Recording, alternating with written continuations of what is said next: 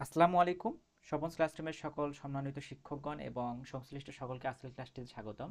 তো আজকের ক্লাসটিতে মূলত পাওয়ার পয়েন্ট যে ফাইলটা আছে আমরা সেটা কিভাবে তৈরি করব এবং সেখান থেকে কিভাবে পিডিএফে রূপান্তর করব এবং খুবই শর্ট ভিডিওতে আমি এই গুরুত্বপূর্ণ বিষয়গুলো দেখাবো এবং ডিজাইন সম্পর্কিত বেসিক যে ধারণাগুলো দেখাবো এবং কোন কোন বিষয়গুলো মেনটেন করলে আপনার স্লাইড পিডিএফে রূপান্তর করলে একদম ঝাপসা হয়ে যাবে না। তো আমি চলেন একটু শুরু করি। তো আমি একটা আমার স্লাইড তৈরি করা আছে, সেই স্লাইডটা দেখাচ্ছি। এখানে বাম পাশে আছে স্বপন ক্লাসরুমের লোগো, ঠিক আছে, উপরে জেনারেল ম্যাথ কথাটা লেখা আছে। আবার ডান পাশে এসেছি 2027-28। আমি মনে করি যে আপনার হচ্ছে যে আপনি যে সাবজেক্ট আছেন সেই সাবজেক্টটা উপরে লিখবেন, ঠিক আছে, এসএসসি 27-28 অথবা নবম দশম শ্রেণীও লিখতে পারেন। আর বাম পাশে অবশ্যই স্বপন ক্লাসরুমের লোগোটা থাকতে হবে। তো এই বেসিক কাজগুলো আমরা কিভাবে করব সেটাই আমি দেখাবো। তো চলেন একটা স্লাইড দিয়ে শুরু করি। তো শুরুতে আমি দেখেন এই যে স্বপনস ক্লাসরুম জেনারেল ম্যাথ এবং এসএসসি 27-28 এই কথাটা দেখেন প্রত্যেকটা স্লাইডে। আমি বাম পাশ থেকে দেখাচ্ছি, প্রত্যেকটা স্লাইডে আমার এই কথাটা আছে। তো এই কথাটা হচ্ছে এটাকে বলা হয় এই যে background, Swapan's classroom general math background সবগুলো স্লাইডেই আছে। তো এটা কিভাবে দিতে হয়, এটা দেওয়ার সিস্টেম হচ্ছে আপনি প্রথমে ভিউতে যাইতে হবে। ভিউয়ে যাওয়ার পরে এই যে বাম দিকে দেখতেছেন, বাম কোথায়, এই যে মাউস পয়েন্টারে স্লাইড মাস্টার, সেই স্লাইড মাস্টারে ক্লিক করুন। স্লাইড মাস্টারে ক্লিক করার পরে আপনার এই যে এখানে স্ক্রল করে উপরে যাইতে হবে। উপরে এই যে প্রথম স্লাইডটা আছে না, এই প্রথম স্লাইডটাতে এই যে লোগো বলেন হচ্ছে এই স্বপন ক্লাসরুমের যে ফটোটা আছে এটা আপনি বাম পাশে সেট করবেন। তো আমি একটা পিপিটিএক্স নমুনা দেবো যাতে সবাই এটা কপি করে পেস্ট করতে পারেন। তো এটা বাম দিকে, ঠিক আছে, বা আপনি যেভাবে ডিজাইন করতে পারেন উপরে আর কি। এই তিনটে কথা থাকতে হবে, অবশ্যই লোগো থাকতে হবে, আপনার সাবজেক্টের নাম থাকতে হবে, টপিক আপনি পরবর্তীতে নিচে লিখবেন, ঠিক আছে, এটা ব্যাকগ্রাউন্ডের জন্য না। আর এসএসসি 27-28 বা নবম দশম শ্রেণী বা আপনারা যেগুলো যার জন্য ভিডিওটা বানাচ্ছেন। তো এখন এইটা আমার কাজ করা শেষ। তো আমি আগেই এগুলো কাজ করে ফেলেছি, ঠিক আছে, এই জন্য আমি আর এখানে দেখাচ্ছি না। আমি নতুন একটা স্লাইড ওপেন করে দেখাবো বা নতুন একটা পাওয়ার পয়েন্ট ফাইল কিভাবে তৈরি করবে সেটা আমি দেখাবো। তাহলে এটা ক্লোজ। এটা ধরেন আমি অলরেডি কাজ করে ফেলছি। এখানে একটা ফটো কাজ করা, এই যে এখানে একটা জেনারেল ম্যাথ কথাটি লেখা, উপরে এরকম করে বক্স তৈরি করা, আর এসএসসি 27-28 এটা আমি আগে কাজ করছি, সুতরাং আমি নতুন একটা স্লাইড দেখাচ্ছি। তো এই কাজ করার ধরেন আমি কাজটা করে ফেলছি, এই যে লোগোটা সেট করছি, এবার জেনারেল ম্যাথ কথাটা লিখছি বা সাবজেক্টের যে আপনার যে সাবজেক্ট সেই সাবজেক্টে লেখা হয়ে গেছে। এরপর এসএসসি 27-28 এই কথাটা লেখা হয়ে গেছে।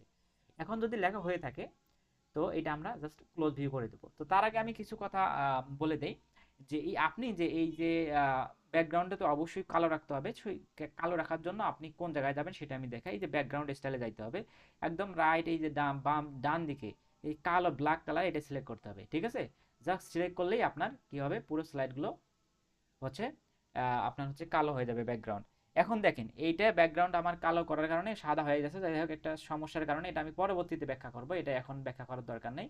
তো আমি দেখাচ্ছি এটা একদম নতুন একটা পাওয়ার পয়েন্ট ফাইল ওপেন করে একদম একদম আপনার শুরু থেকে দেখাচ্ছি। তো ক্লোজ ভিউ করে যাই হোক এটা আমি কেটে দিলাম, একদম আমি শুরু থেকে দেখাচ্ছি। তো আমি একটা পাওয়ার পয়েন্ট ফাইল ওপেন করব, একদম নতুন ফাইল করলাম। এরপরে কি করব, এরপরে একটা ব্ল্যাঙ্ক প্রেজেন্টেশন নেব। ব্ল্যাঙ্ক প্রেজেন্টেশন নিয়ে সেখানে আমি কি করব, একটা হচ্ছে এবার আমার হচ্ছে মূল কাজ শুরু করে দেব। তো প্রথমে আমি ভিউতে যাব ভিউতে যাওয়ার পরে, ঠিক আছে, আমি স্লাইড মাস্টারে যাব। স্লাইড মাস্টারে যা ওই যে যেটা বললাম এখানে প্রথম যে স্লাইডটা এটা সিলেক্ট করতে হবে। করার পরে এই যে আপনি উপরে দেখতে পাচ্ছেন এইটা, এই যে চার কোণা যখন আসবে চারদিকে চারটা তীর চিহ্ন, এটা করে ক্লিক করে, ঠিক আছে, ব্যাক স্পেস দিয়ে এটা মুছে দিবেন। তো দেওয়ার পরে বা আগে যে কোনো হোক, ঠিক আছে, তারপরে আপনি ব্যাকগ্রাউন্ড স্টাইলে যাবেন, ঠিক আছে, ওই যে কালো ব্যাকগ্রাউন্ড সিলেক্ট করতে হবে। কালো ব্যাকগ্রাউন্ড যখন আপনি সিলেক্ট করবেন সবগুলো ব্যাকগ্রাউন্ড স্লাইড যতগুলো আছে সবগুলোর ব্যাকগ্রাউন্ড কালো হিসেবে, ঠিক আছে, অলরেডি অটো সেট হয়ে যাবে।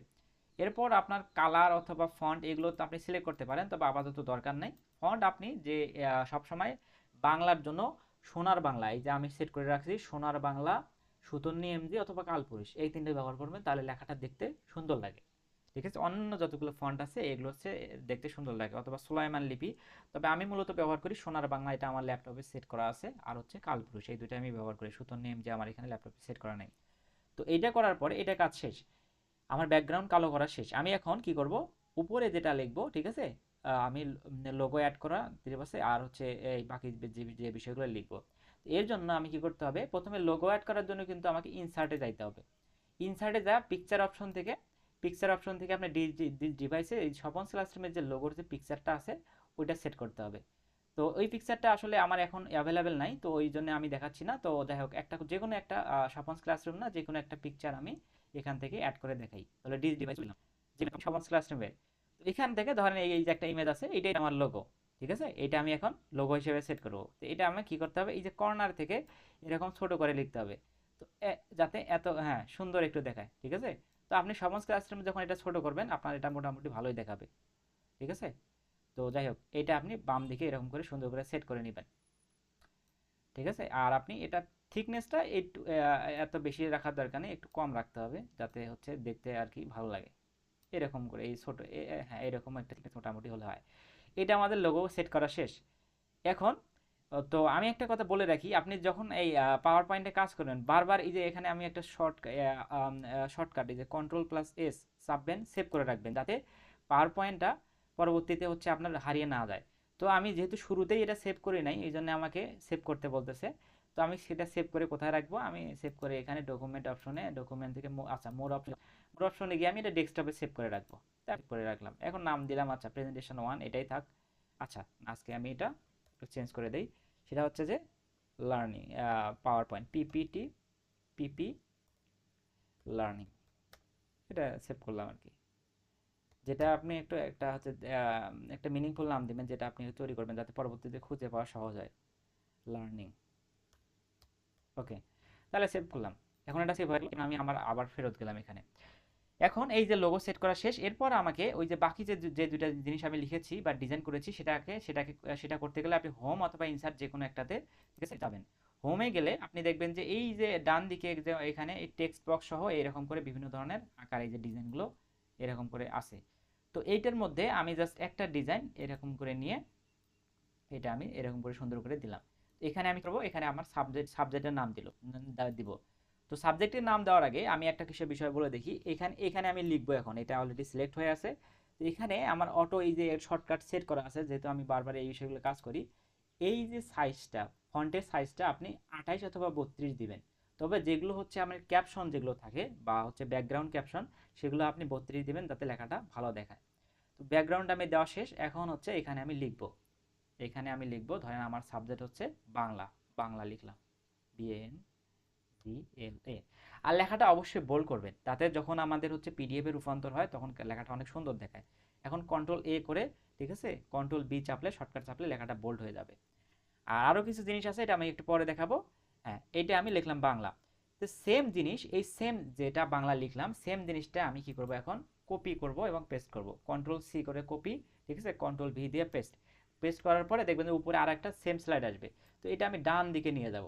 ডান দিকে নিয়ে গিয়ে কি করব, এর ভিতরে জাস্ট এই যে ভিতরে জাস্ট এর ভিতরে ঢুকবো, লেখাগুলো আছে এই যে বাংলা লেখাটা, এই বাংলা লেখাটা আমি কি করব, পরিবর্তন করব। ঠিক আছে, তো আমি বারবার এই সেভ অপশনটা চাপ দিই যাতে এটা সেভ হয়ে থাকে। তো বাংলা লেখাটা আমি ক্লিক করব। তো এখানে Ctrl+Alt প্রেস করলাম। প্রেস করে এখানে আমি ব্যাক স্পেস দিয়ে মুছে আমার ওই যে যেটা দরকার এসএসসি 27 28 যেটা দরকার আমি ওইটা লিখবো, এসএসসি, ঠিক আছে, এরকম 27 28। আমরা যেহেতু এই কোর্সগুলো এদের জন্য এসএসসি 27 28 এর জন্য ক্লাস করতেছি, অথবা 28।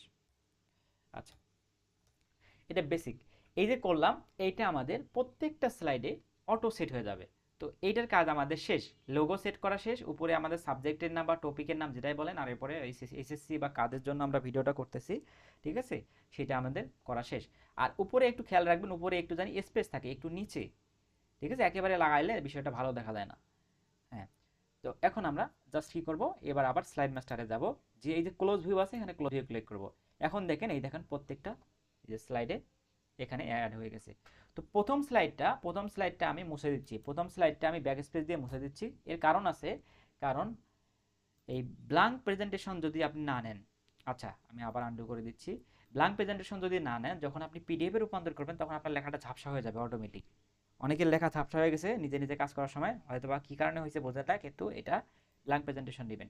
নেওয়ার পরে আপনি এখন মন মতো, ঠিক আছে, আপনি এখন নিচে যেভাবে হচ্ছে প্রথম যে স্লাইডটা আমাদের থাকে সাধারণত আমাদের পরিচয়টা থাকে, ঠিক আছে, আর কোন টপিক ক্লাস নিচ্ছি, আর আমাদের হচ্ছে যে যিনি ইনস্ট্রাক্টর থাকেন তার পরিচয়টা থাকে।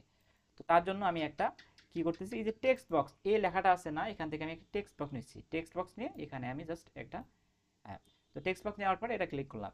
তো দেখেন এখানে একটা যাই হোক একটা কিছু একটা লেখা চলে আসছে।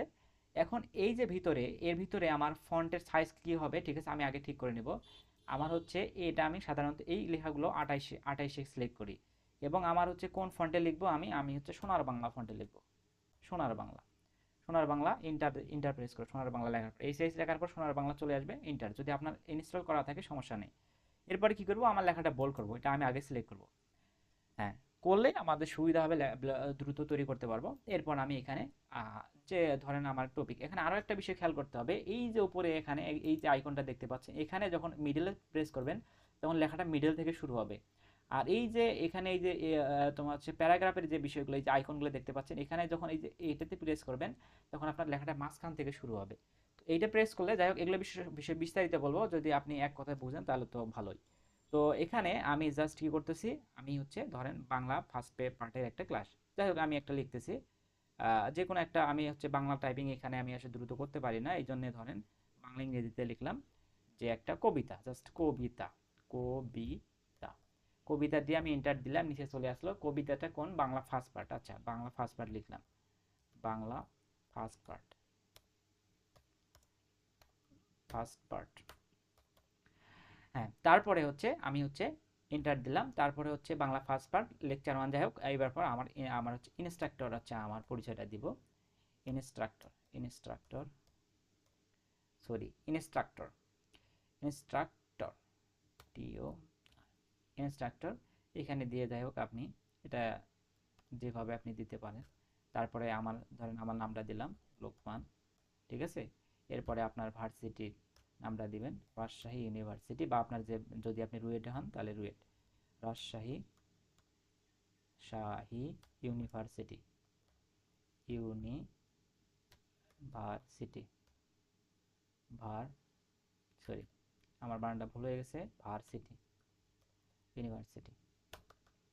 আচ্ছা, আমি টাইপিংয়ে একটু ফাস্ট না, তো ঠিক আছে, আমি সব চ্যাট জিপিটি বা এআই ইউজ করে করি। তো রাজশাহী ইউনিভার্সিটি, ওকে। তো এই পর্যন্তই। তো এইটা একটু আমি নিচে সুন্দর দেখার জন্য বা একটা লেখা ফন্ট করার জন্য এটা। তো আশা করি এখন কথা হলো যে আমি কি সব সব লেখা কি এই এরকম করে হচ্ছে সাদাই লিখবো? হ্যাঁ, আপনি যদি সাদা লেখেন কোনো সমস্যা নেই, লেখাটা দেখতে সবচেয়ে, যখন সাদাটা আমরা হচ্ছে পিডিএফ এ রূপান্তর করি তখন সবচেয়ে লেখাটা সুন্দর দেখায়, সাদা অথবা হলুদ কালার। দেখেন আমার আমার যে নামটা আছে, আমার নামটা এবং রাজশাহী ইউনিভার্সিটি সিলেক্ট করে আমি হলুদ কালার করে দিচ্ছি, দেখবেন যে এটা পরবর্তীতে কত সুন্দর দেখায়। এই যে করে দিলাম। তো এটাও আপনি 32 করতে পারেন, শুরুতে এটাও ক্যাপশন টাইপের, কন্ট্রোল এ প্রেস করে এটাকে আপনি হোমে গিয়ে বা এখানে ডাইরেক্ট সিলেক্ট করে আপনি কি করতে পারেন, লেখা সাইজটা 32 করে দিতে পারেন, যাতে লেখাটা আরো স্পষ্ট দেখায়। ওকে, তাহলে আমাদের এই টাইপের কাজ করা শেষ, শুরু যে কাজটা, আমার পরিচয়টা দেওয়া শেষ। এরপরে আমাদের পরবর্তী স্লাইডে তো আমাদের কন্টেন্ট যোগ করতে হবে।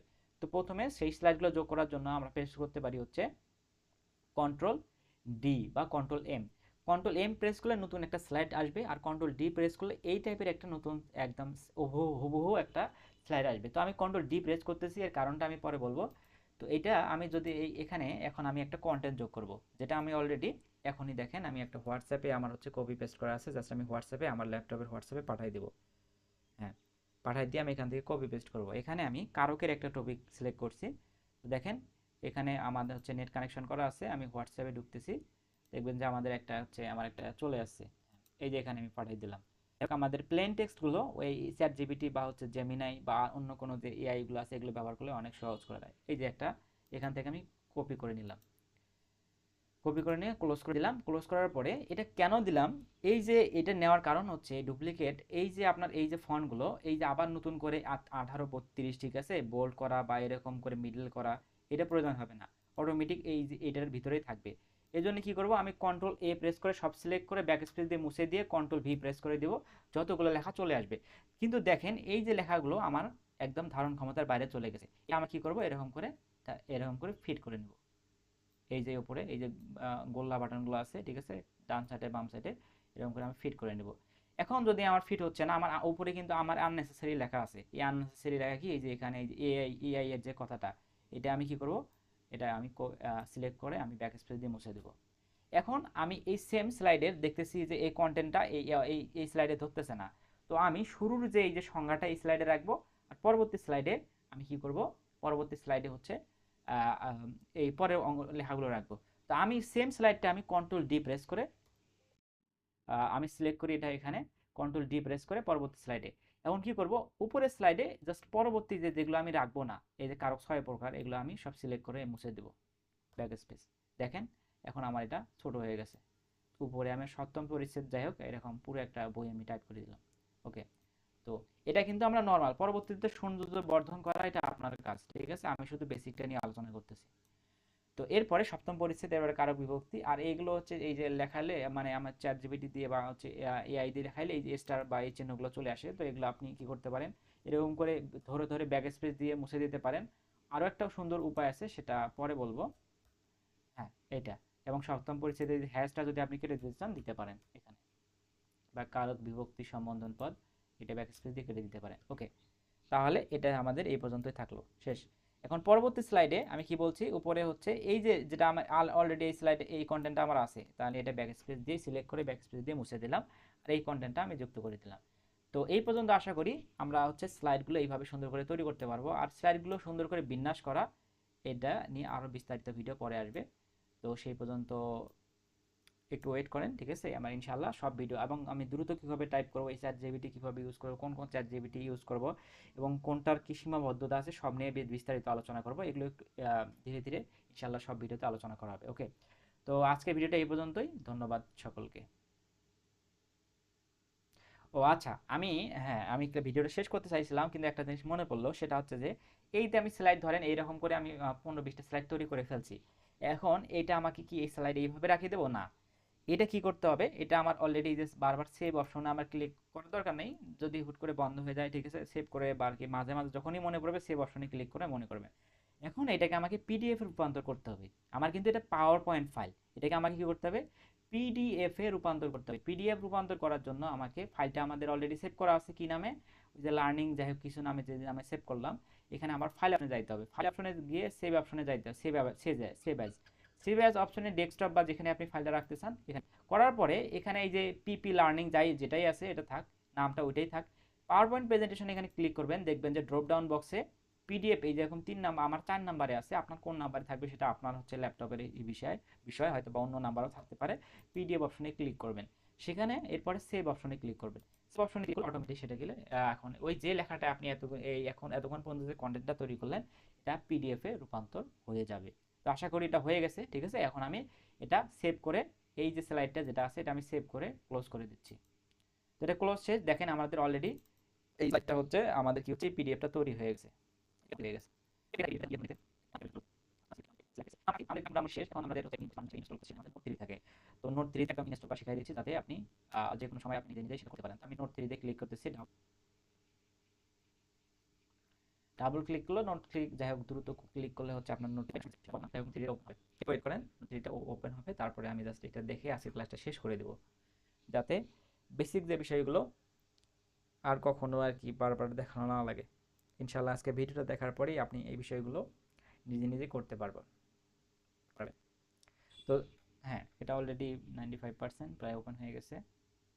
একটু ওয়েট করি, আমার ল্যাপটপটা একটু স্লো, ঠিক আছে, এটা একটা কম দামি ল্যাপ, বা কম দামি বলতে আসলে আর কি ছোট আছে।